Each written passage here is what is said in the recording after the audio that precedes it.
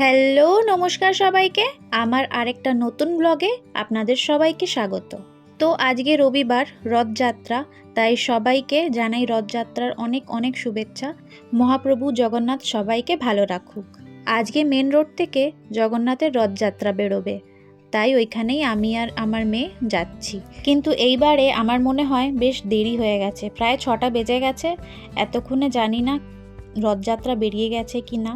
আর এখানে দূর থেকে দেখতে পাচ্ছেন একটা বাচ্চা ছেলে নিজের রথ নিয়ে বেরিয়েছে জগন্নাথকে, আর সবাই ওনাকে প্রণাম করছেন। আর এরকম রাস্তায় এখন অনেকগুলোই দেখা যাবে। আমি যদি 4টের সময় বেরোতাম, 4টে সাড়ে 4টের সময় অনেক বাচ্চারা নিয়ে বেরোয় রথ এখানে। আর একটু আমিও দর্শন করে নিলাম। আমরা প্রায় মেন রোডের একদম কাছাকাছি, একটু আগে বেরোলে ভালো হতো। তাহলে ওই যে দূর থেকে একটা বাচ্চা রথটা নিয়ে আসছে, কিন্তু অনেকটাই দূরে, তাই আমরা বেরিয়ে পড়লাম। বললাম তো 4টে সাড়ে 4টের সময় যদি বেরোতাম, অনেক ছোট ছোট বাচ্চা জগন্নাথরা আবার নিজের জগন্নাথকে রথে করে নিয়ে বেরোয়। চলুন, চলে এসেছি মেন রোডে। এখান থেকেই রথযাত্রাটা যাবে। আর এখানে অনেক লোকই দাঁড়িয়ে আছে রথ টানার জন্য। আর সবাইকে জিজ্ঞেস করলাম যে রথ কি বেরিয়ে গেছে, বললো না, এখনো রথ বেরোয়নি। প্রতি বছর এতক্ষণে বেরিয়ে যায়, হয়তো আমাদের কপাল ভালো তাই এখনো বেরোয়নি। দেখি কখন আসে রথ।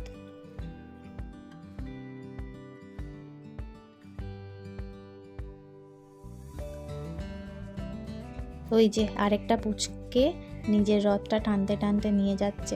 বেশ অনেকগুলোই দেখলাম। আর এই যে আরেকটা, মনে হয় ওখানে ঢালান আছে, তাই মনে হয় এরকম ধরে নিয়ে যাচ্ছে যাতে পড়ে না যায়। আর এইটা সব থেকে সুন্দর রথ, দেখেন কি সুন্দর লাগছে, কি সুন্দর সাজিয়েছে লাইটিং করে। কি আনন্দ সবার, বাচ্চাদের তো এটাই আনন্দ বলেন। আজকের এই রথযাত্রাটা যেটা আমরা দেখতে এসেছি, ওইটা প্রায় 160 থেকে 70 বছর পুরানো। আর এইটা হচ্ছে আমাদের এখানে একটা পাড়া আছে, বাবুপাড়া বলে, ওইখান থেকে এই রথটা বেরোয়। আর আমরা এখানে সবাই রূপদাস বাবুর রথ বলেই চিনি। আমরা রাস্তার ওই পাড়ে দাঁড়িয়েছিলাম, কিন্তু ওর বান্ধবীদের সাথে দেখা হলো বলে ও আবার এই পাড়ে চলে এলাম আমরা।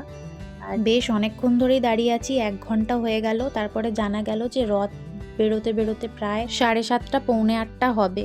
যাই হোক, এতক্ষণ যখন দাঁড়িয়েছি আর কিছুক্ষণ দাঁড়াবো। দেখতেই পাচ্ছেন সন্ধ্যের থেকে রাত হতে চললো, অন্ধকার হয়ে গেল। আর এইবারে শুনলাম যে পুরীতেও এরকমই টাইমেই রথ বেরোবে, তাই এইবারে হয়তো টাইমিংটাই এরকম, তাই দেরি, নালে এতক্ষণ বেরিয়ে রথ কখন চলে যায়। আর এই যে আরেকটা পুচকে রথ, জগন্নাথ দেবের রথ নিয়ে সব বাচ্চাদের এতটা মুখে হাসি, মানে আজকে ওদের খুব আনন্দ যে ওরা জগন্নাথকে নিয়ে বেরিয়েছে, রথ টানছে, সে তো দেখেই বোঝা যাচ্ছে। আর আমাদেরও ওদের দেখে এত ভালো লাগছে এখানে দাঁড়িয়ে দাঁড়িয়ে, বোর একটুও লাগছে না আর একটুও ক্লান্তি লাগছে না। প্রায় 1.5 ঘন্টা আমরা দাঁড়িয়ে রইলাম। চলুন, অপেক্ষা শেষ, যার জন্য সেই 6টার থেকে আমরা এসে এখানে ঠাই দাঁড়িয়ে রয়েছি, সেই মহাপ্রভু চলে আসছে। আমিও দর্শন করি আর আপনারা সকলেই দর্শন করুন।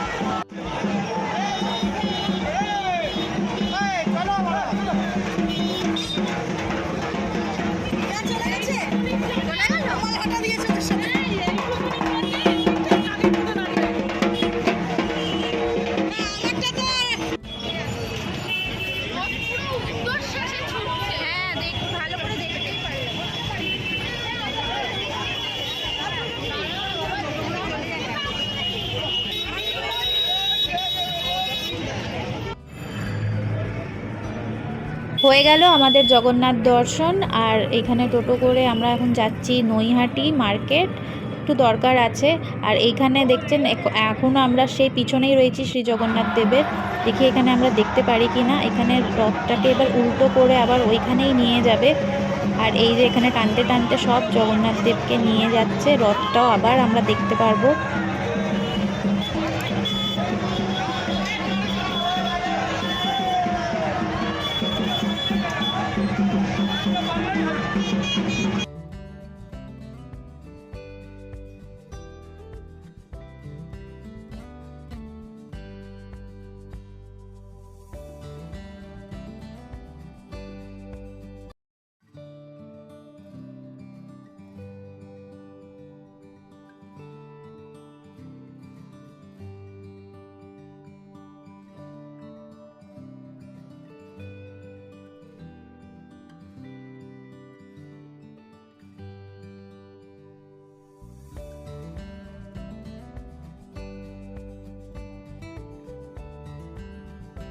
চলুন, চলে এসেছি আমরা নৈহাটিতে। আর নৈহাটিতে আরেকটা রথ দেখতে পেলাম, কি সুন্দর করে সাজিয়েছে দেখেন।